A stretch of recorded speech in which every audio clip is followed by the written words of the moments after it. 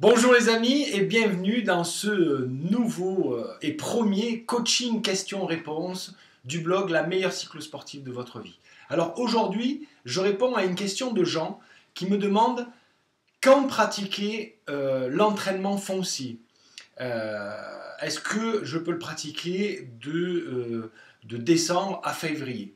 Alors Jean, je vais te répondre très simplement. Cette méthode-là, c'est la méthode pratiquée par les anciens, d'accord? Avant, on faisait une coupure au mois de octobre-novembre et on rattaquait par 3 bons mois de foncier de décembre à février.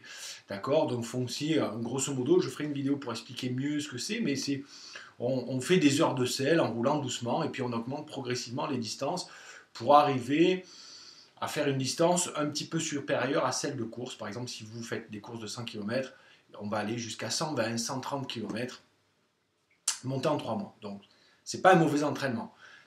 La première des choses, Jean, c'est de dire que faire un entraînement foncier où on fait a priori des heures de selle sur les mois de décembre, janvier, février, qui sont quasiment les mois les plus froids de l'année, je trouve que c'est quand même pas ce qu'il y a de plus pertinent et de plus favorable à prendre du plaisir dans votre pratique. Et je vous le rappelle, le plaisir, c'est vraiment le facteur numéro 1 de motivation.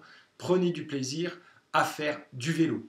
Donc moi, personnellement, d'abord, je vous déconseille de faire comme ça un mois de coupure et après 3 mois d'entraînement foncier. Vous allez perdre toute la pêche et le dynamisme, l'énergie, la vitesse que vous avez eue sur la fin de saison, d'accord? Tout ce que vous avez acquis, vous allez le perdre. Un mois d'arrêt, puis un mois à faire le diesel, en fait. Et 3 mois à faire le diesel, je veux dire, c'est idéal pour vous faire perdre toutes vos qualités physiques, d'explosivité, de vitesse maximale aérobie ou de PMA, d'accord? De vitesse en tout cas, et de capacité à tenir un rythme élevé.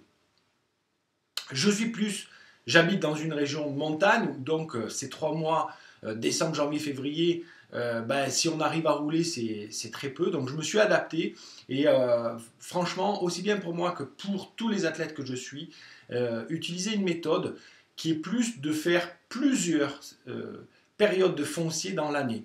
D'ailleurs, je découpe l'année en 4 périodes de 3 mois.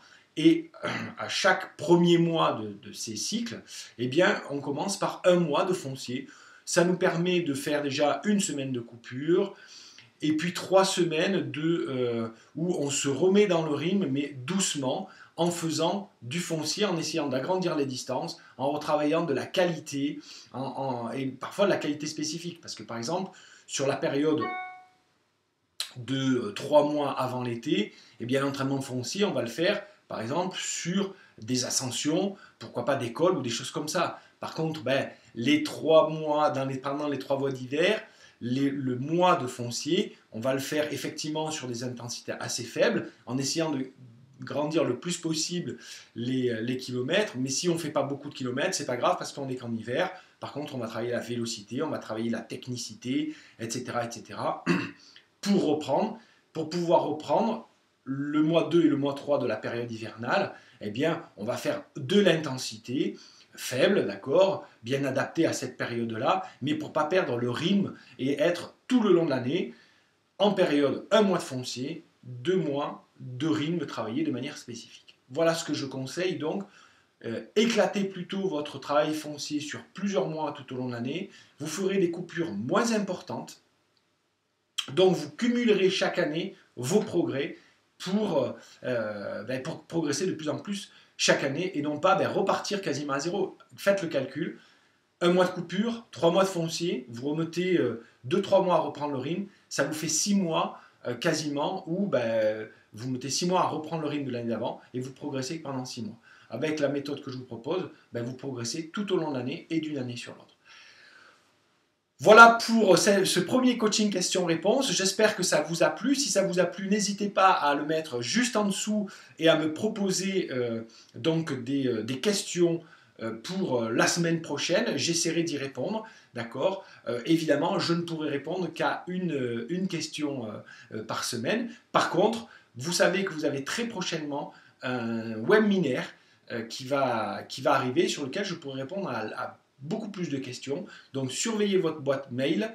Le premier webinaire va commencer en octobre 2013. Et après, on essaiera de mettre ça régulièrement. Je vous souhaite une bonne journée, un bon entraînement et puis à vous de jouer.